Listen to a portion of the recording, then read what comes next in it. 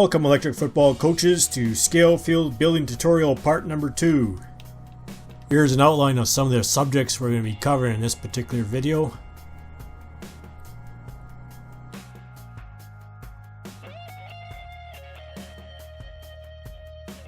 Here's the overall circuit I'm going to be building to make the Bengals Field operational.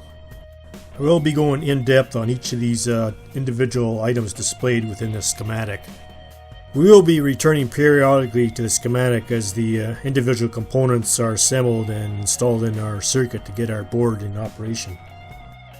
I utilize direct current, or otherwise known as DC 12-volt rotary type motors in my builds, and I think the vast majority of boards in the hobby use these same type of motors. Now there's quite a vast selection out there, but what we need for requirements is a 12-volt operating voltage, capable of high RPM, not too heavy or bulky, readily available, and inexpensive would be preferred, of course. Here's my brief overview of some of the motors that I have knowledge of and or have used myself in my builds. Some of you may recognize this EF game board. It was made by Excalibur Electronics in 2007-2008 when they actually had the NFL licensing to do so. Of course, Tudor Games now has that licensing, so this Excalibur game board isn't made anymore. On the left is the motor removed from the Excalibur field, and on the right is a motor offered by a place called RoboShop. I'll post a link below. So if you happen to have one of these Excalibur fields and need a spare motor or two, there's a cheap source for them. Anyways, while they're small in stature, they are very powerful. I've actually used 6 of them to power my Packers field, and also used the same setup on my Eagles field. If you've seen any of my previous videos with those fields in action, they work pretty good. I'm uncertain about the longevity of these motors. The Eagles field has been used for 2 seasons and the motors are still going strong. However, these motors are so inexpensive that they can be easily replaced if need be. One apparent disadvantage to them is they have a very fine or small contact area for the wire hookup, so you won't be able to use a connector of any sort. Wire attachment will have to be done by soldering, a subject we'll be addressing a little later in this video. This next motor I have utilized in several of my builds and has proven to be an excellent performer, and it's actually become my mainstay motor for my fields. I have purchased most of my electrical motors through eBay and from China directly. That's where most of them are manufactured anyways. I believe this motor is close in performance to the popular Radio Shack motor that a lot of guys have been using, and I understand is getting hard to find, if not impossible. Here's another option, a vibrating motor, again off of eBay. I haven't used these personally, don't have them in my possession, but I know another builder does use them and he swears by them. An immediate observation is it already comes with a counterweight installed, so a big bonus plus there. I'll be covering the subject of counterweights shortly. As for shipping from China, it only takes about 3 weeks to reach me here in Western Canada, so I can't imagine it would take much longer, if at all, for anybody else in North America. But there are all sorts of online sources for DC powered motors. Anyways, a positive aspect of the conditions a motor has to run under with the electric football field is there's very little load on the shaft of the motor. It's basically free running with no gears or belts or pulleys to drive and cause any friction. And another positive is the fact that the motors run for very brief periods of time, so the motor should last a long time in our application. I would not get too selective about which motor to use. There is no holy grail motor out there that works better than anything else. Basically, all the motor has to do is turn at a relatively high RPM. There are many DC powered 12-volt motors on the market today that will meet our requirements, and the big bonus is they are relatively inexpensive to acquire these days. In point of fact, the counterweights that you install on the motor shaft itself may have an equal performance effect on your field as much as the motor selected does. Which leads me into the next subject of counterweights. An unbalanced weight needs to be installed on the motor shaft to provide the required vibration for our electric football field playing surface. There have been many unique means and methods of counterweight designs that electric football coaches have come up with in the past. Shabby J is a coach and member of the MFCA. In the forum he posted a very informative thread on how the guys down in LA build their own fields. I believe most of what the LA builders learned was from information passed on from scale field builder Bill Porsche, who was a pioneer in this area back in the day with his Field of Dreams monster boards. They use plastic gear as a counterweight, and I've used the same one. Only difference is I use a screw for a counterweight instead of a bushing, and they work very well. Here Shabby J is illustrating how to mount the gear onto the motor shelf itself utilizing a wood clamp. I'll leave a link to the thread below, and within the thread itself is links to the gear set. Now the LA builders are using the Radio Shack motor, and the one I'm using is pretty much the same size physically and very similar performance wise also. If you do use these particular gears, you're going to have a means of raising the motor off the plane surface to provide clearance for the gear itself. Here they're using a balsa block wood for the mount and epoxy glue. I use something similar, wood shim with different type of glue, which I'll be getting into in the motor mounting section of this video. For the Excalibur mini motors, I used a fishing line sinker size number 2 as a counterweight. I split them in half, and while it looks crude, they work well, and that's all that counts. The general rule for the actual weight of the counterweights is they are surprisingly of little significant weight. 1 to 3 grams is often the range. Any more than that, and you might get earthquake-like vibrations with the player figures constantly falling over. For the Bengals Field, I ran out of my supply of plastic gears to use for counterweights, so I fashioned my own counterweights. I utilized this plastic, which is a dense plastic that has similar workability qualities to wood. The point here is coming up with a counterweight for the rotary motor need not be complicated, nor does it have to involve hard to find materials. I prefer to solder most of my electrical connections with my scale field projects. Solder connection is the most reliable, unlikely to come loose and or cause an electrical short. It also provides the least resistance to electrical current flowing through the circuit compared to other connection methods. Soldering is not a difficult task to undertake. For supplies, you'll need solder, of course. There's plumbing solder, which is used for soldering copper water pipes together, and silver solder, which is a high temperature solder that can be used to solder two metals together like brass. What you need, of course, is electrical Pacific solder. The use of soldering flux paste actually helps get good soldering connections. For hand tools, wire cutters are required, along with some wire strippers. And as an option to insulate the joints, a heat shrink tubing or electrical tape would be desirable. And of course you need a soldering iron. They are generally rated by wattages, so a soldering iron of 25 watts maximum or less is suitable for the light duty soldering that we'll be doing here. For the wire itself, I'll be using this 20 gauge speaker wire. You could probably go as heavy as 18 gauge or as light as 22 gauge wire, but the 20 gauge seems to be a happy medium and it'll work sufficiently for our needs here.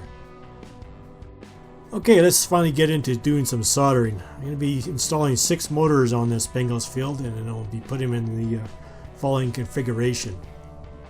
So for the 4 end zone motors, we'll need the following length of wire for all 4 of them. And for the pair of midfield motors, we'll need a 2-foot piece of wire for each of them. For a soldering setup, it's common sense to do the soldering over a non-flammable surface, and also have a means of securing the motor so it doesn't move around while you're doing your soldering.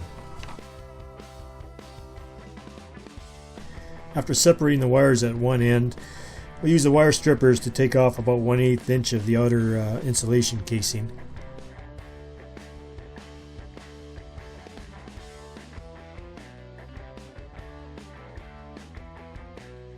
I will pre-solder both the wire ends and the motor connection power contact tabs. You first apply a bit of flux paste to both the wire end and the tab, and then mount a small amount of solder and ensure that it's has a thin coating of liquefied and then a solidified coating of solder on it. Now the joining of the wire to the motor, applying a little small amount of solder on your iron tip, and we melt the two together.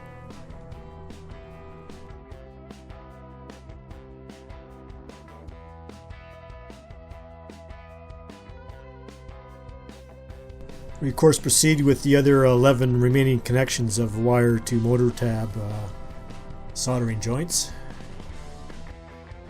Should be noted here, to get the best performance for your field, the electrical motor should be rotating in the same direction. Whether it's clockwise or counterclockwise is not too important. The only thing important is to get all 6 motors rotating in the same direction.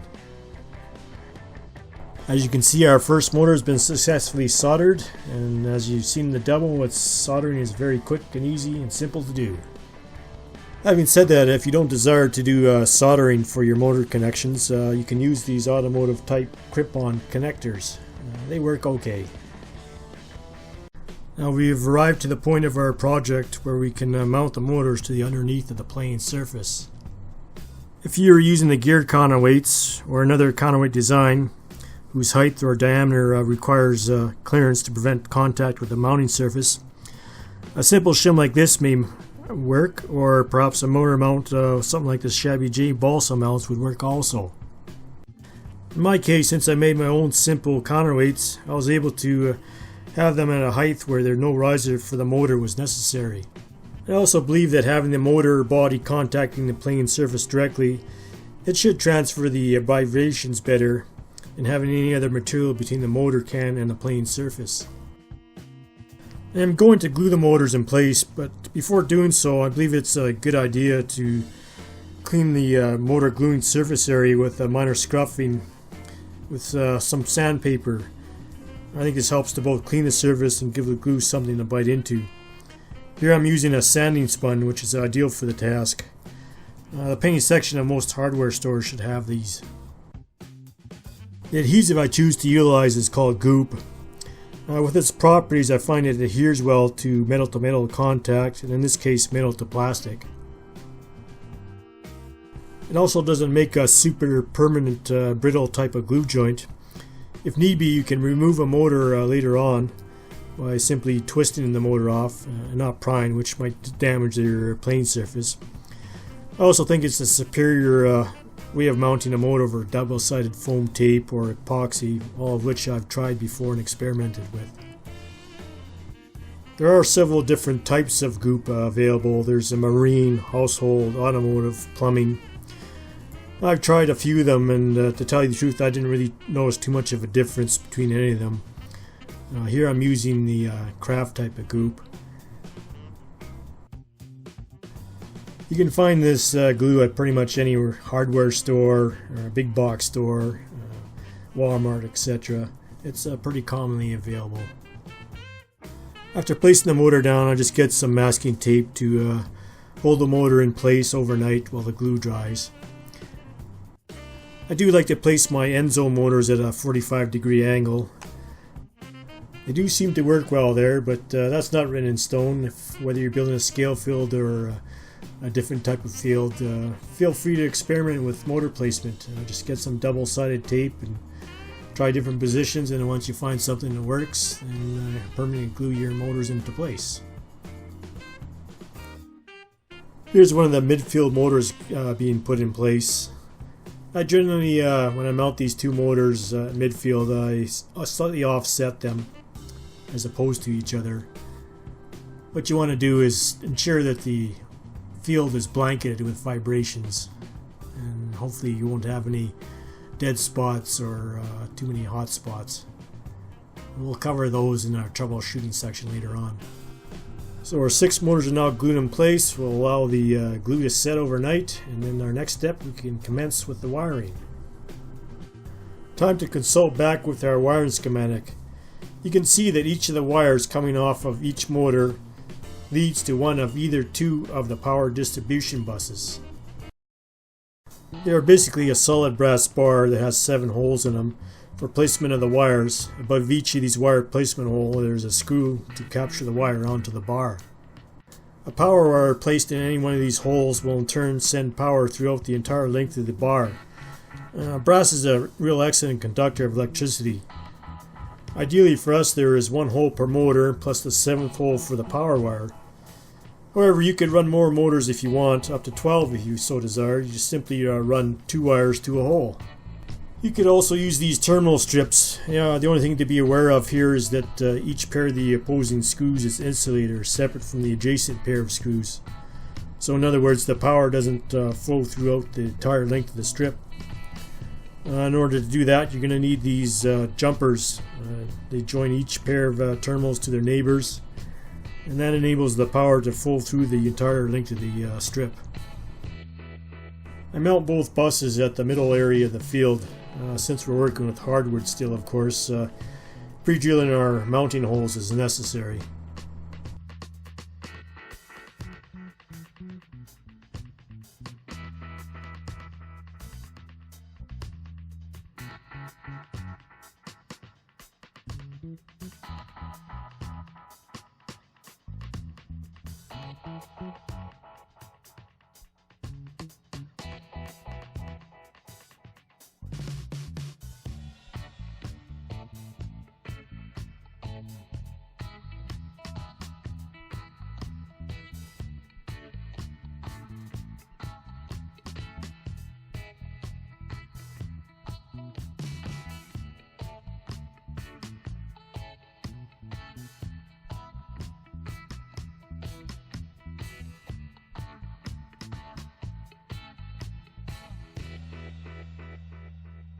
Now we can begin the simple process of leading our motor wires to the buses and installing them in place.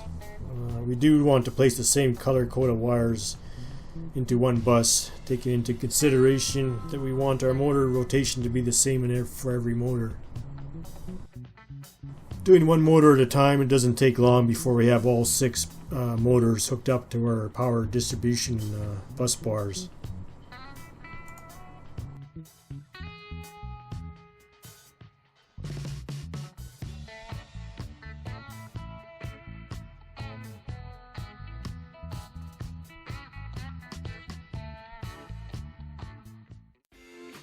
We'll tidy up the wiring a little bit later. First we gotta run a few tests here, see everything's working according to plan, and if so, then we can move on to the next step.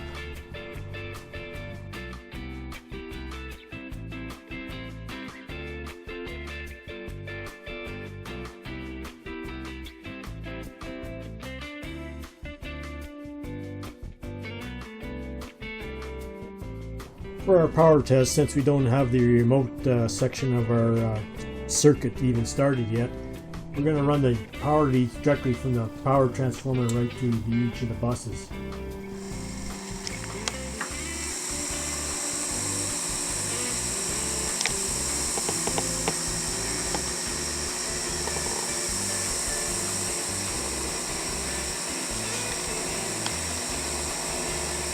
Five of the 6 motors were working fine, just one malcontent. It always has to be one. But it was a quick fix, just one broken wire that was found in one of the bus ends. Now that all motors are good to go, we can tidy up some of the wiring with these wire clips. Fill up the dollar store.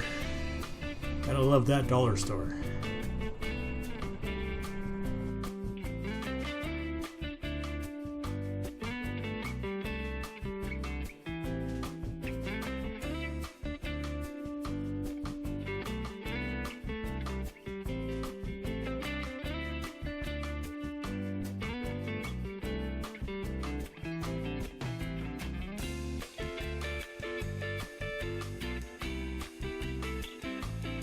There are a few options or types of power supplies available that we can use to power our DC rotary field motors with. On display here are 3 of them that I've used on my scale field building projects. This one is a model train transformer that often came with toy train sets. They are commonly available and can be obtained relatively inexpensively, used through eBay or Craigslist or so on. One of the advantages to them are they're very compact. You can mount them underneath the frame if you choose to do so. One of the disadvantages to these power packs is their throttle modulation is rather poor. In other words, if you were to physically move the throttle, let's say 1/8 of an inch, you can produce results of two extremes. It might be too slow for the field, or it might be too fast. And it's sometimes difficult to find that happy medium. The prime disadvantage to one of these units is they don't put out a lot of amps. You could probably only run maybe 2 of the bigger motors that I'm using on this field, and anything more and they won't have enough power to turn them over enough at high speed. However, with the Excalibur mini motors, this unit will handle it no problem. I've had as many as 8 running on one of these power packs. These train power packs or transformers are probably the most commonly used type that other coaches use to power their fields with. They function very well. The throttle control is very precise. It offers plenty of speed increments, making it an easy task to find the ideal vibration setting for your field.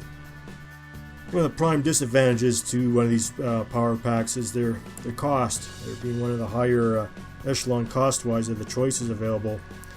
Of course, you can get it cheaper used, but then again, it's used. Unless you know the history behind it, you don't know how it's been used or abused. Like anything else used in an electronic field, it's kind of chancy, I guess.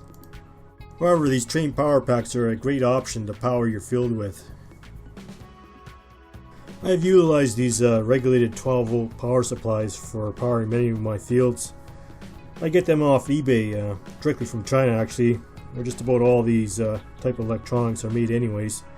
They come in various rated amp ratings, and this one is 30 amps, which is one of the higher rated ones. They come like this without a power cord, so you have to provide one, but a dollar store extension cord can easily provide that.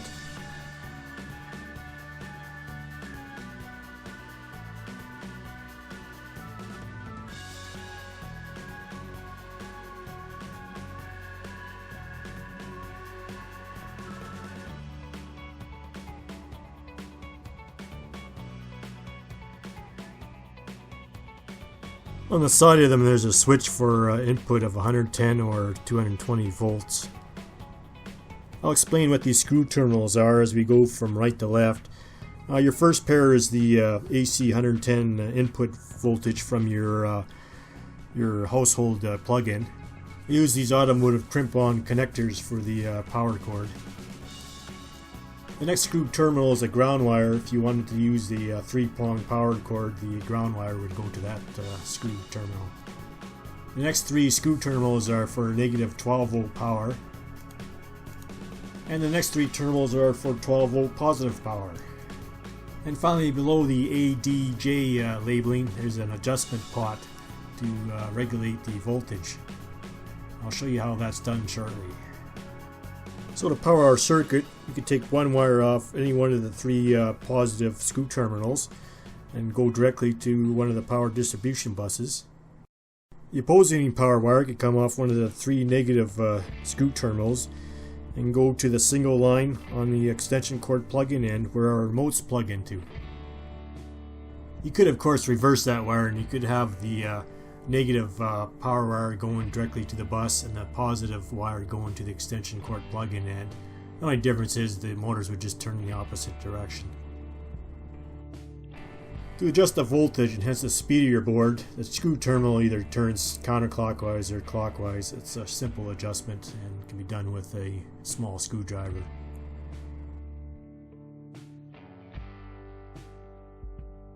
The cost of these regulated power supplies is one of its more attractive features. $25 or so for a 30 amp unit is a pretty good bargain, especially when you factor in that they're brand new units and not used. I've utilized the 30 amp power supply for powering my Saskatchewan Rough Rider CFL scale field that you saw in the first part of this video.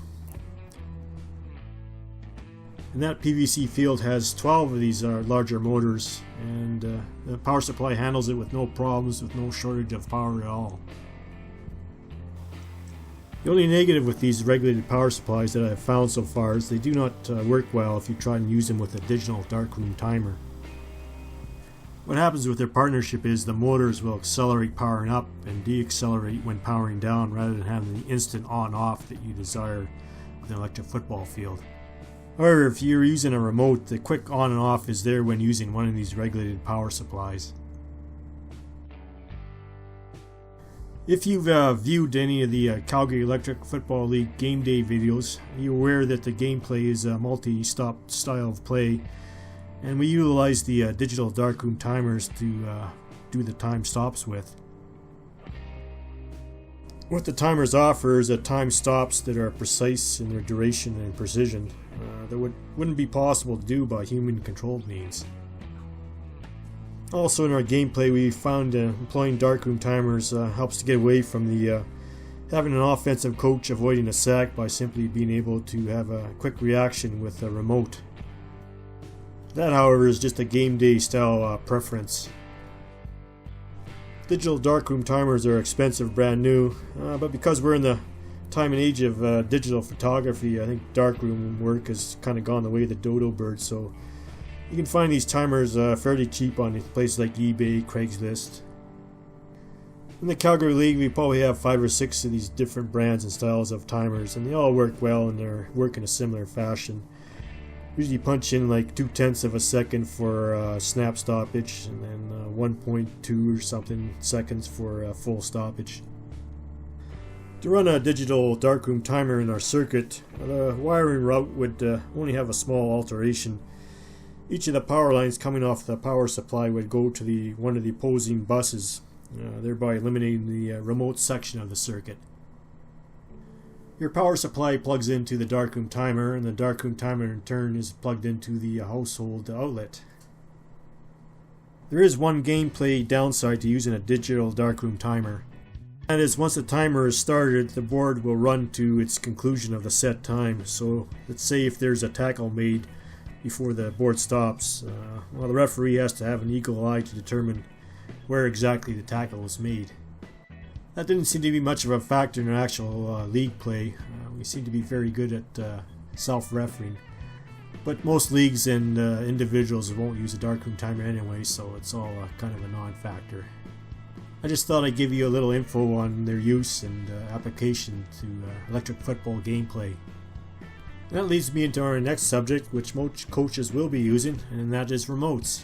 Many electric football boards and their builders will utilize these extension cord type remote switches.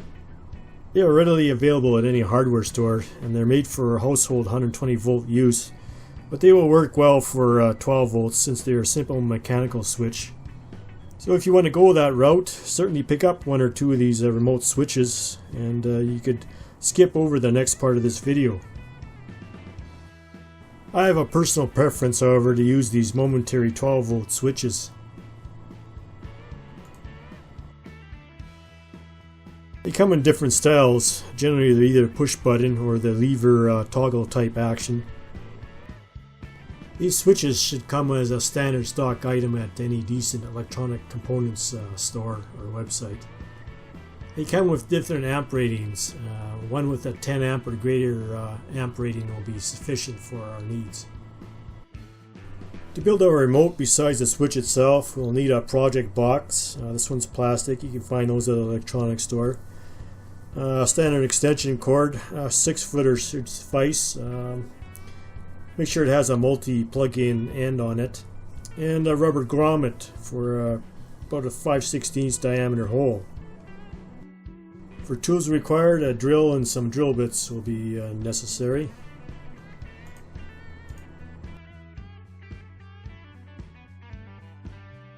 Here's the project box I'll be using. It's just a plastic box. They're relatively inexpensive, and these are the dimensions of the particular one I'm using.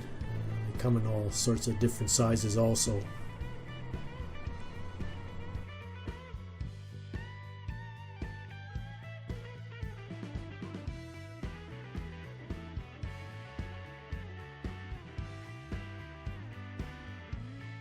Our first order of business is to drill the hole for the grommet. If you have a pilot hole drilled first, it helps to keep the drill bit centered.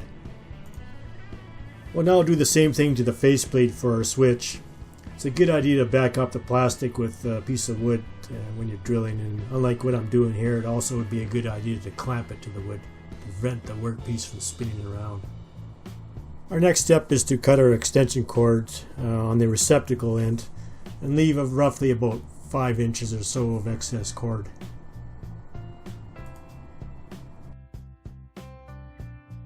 We then take the main length of the extension cord with the cutoff end, and we shove it through the grommet into the box. And you want to leave a bunch of slack coming out of the box, since we're going to have to do some soldering on our next step. We can now mount our switch into the faceplate. That's a simple process of removing the mounting nut that'll come with it, placing it through the hole, and put the mount back on the other side along with the washer.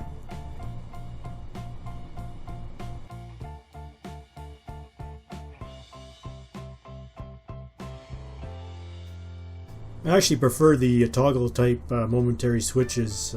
They're dead silent, whereas a lot of these push button ones, like the one I'm installing here, has an audible click when you operate it.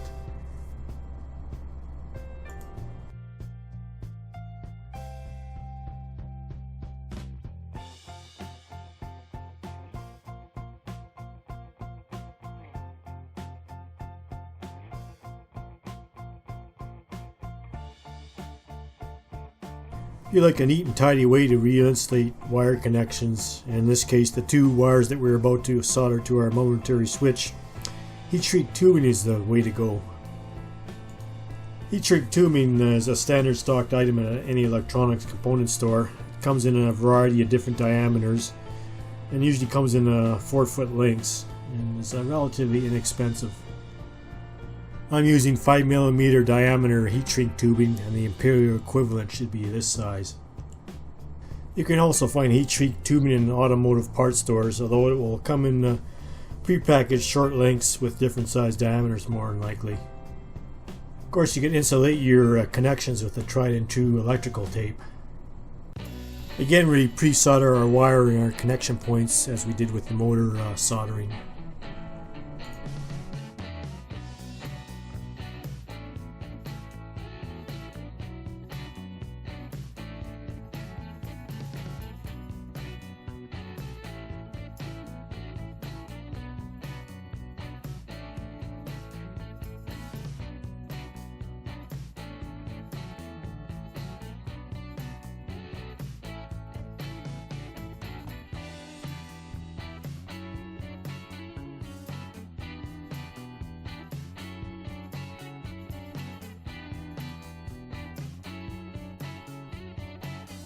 To shrink the heat shrink tubing, you can use an open flame or a heat gun, but because the switch is plastic, you don't want to use an overall flame like that. So instead I'm using the soldering iron itself to apply the heat. It takes a little bit longer to shrink the tubing, but it's a little more precise in the application of heat.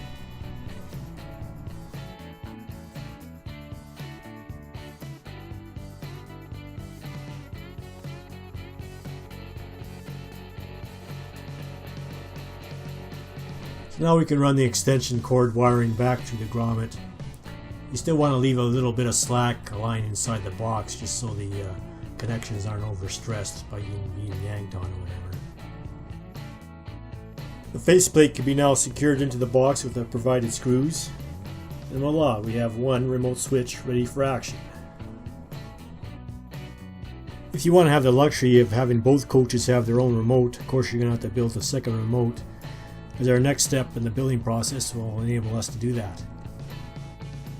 We're very close to completing our circuit. Our next step is the installation of the extension cord plug-in end. As you can see, one of the power leads from our power supply goes directly to one of the buses. The other power supply line, however, goes to our extension cord plug-in end.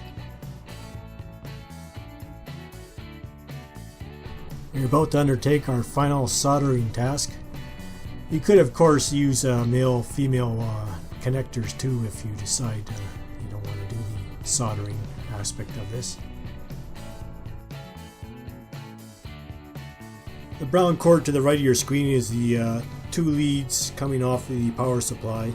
It's the same type of wire, same gauge of wire, extension cord wire.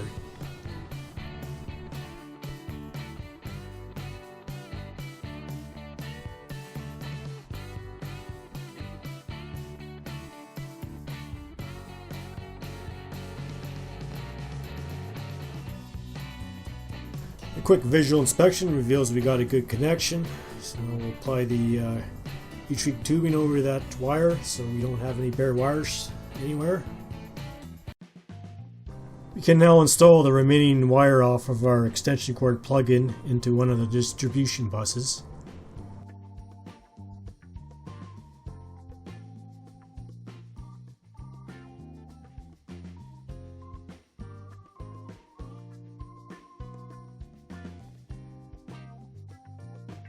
The other power lead coming off of our power supply can now go into the opposing distribution bus.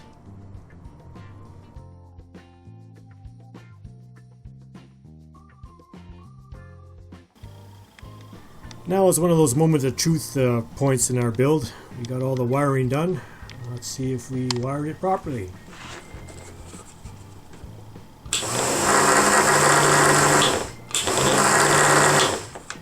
One works.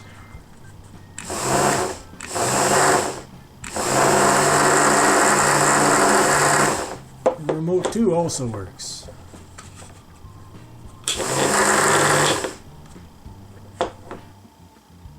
Now that we know our wiring is functional and fully operational, we can give the plug-in end a more secure fastening using a nylon zip tie here.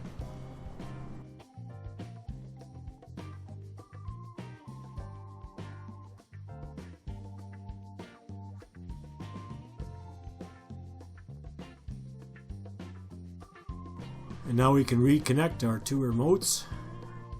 Well, electrical and mechanical phase of the build is pretty much done, so now we can go up top side and see how well this board is going to work.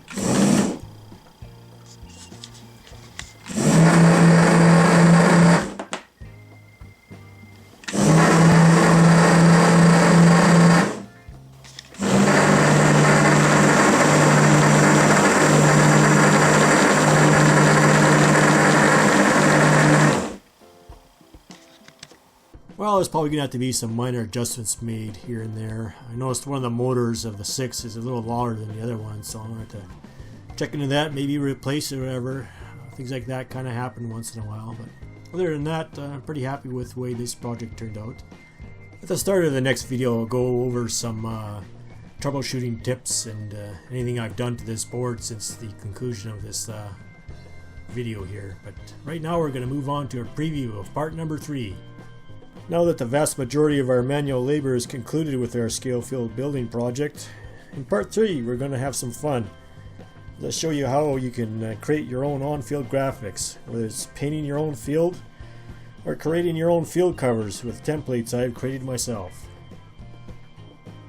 So if you managed to watch this entire video, I thank you, and I do hope that you found part 2 of my scale field building tutorial. Perhaps provided you with a tip or 2 on building your own scale field or even another size electric football field. Until next time, keep cracking the plastic.